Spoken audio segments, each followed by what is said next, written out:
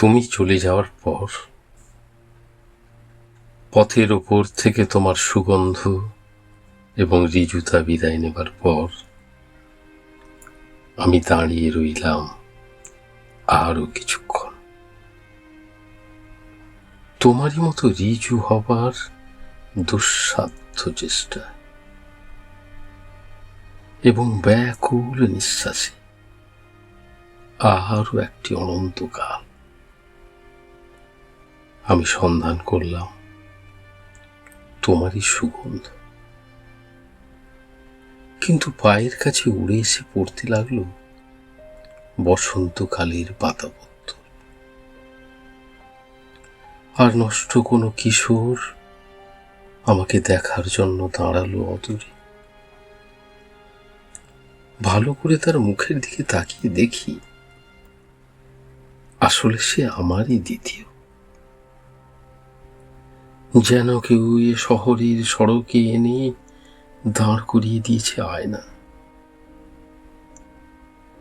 আমরা তাকিয়ে রইলাম একে অপরের দিকে,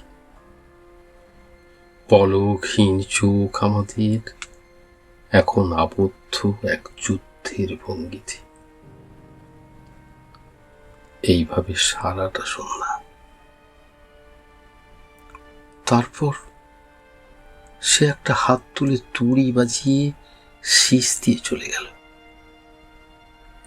আর আমি তোমাকে এবং আমাকে হারিয়ে যাকে বলে বিহল।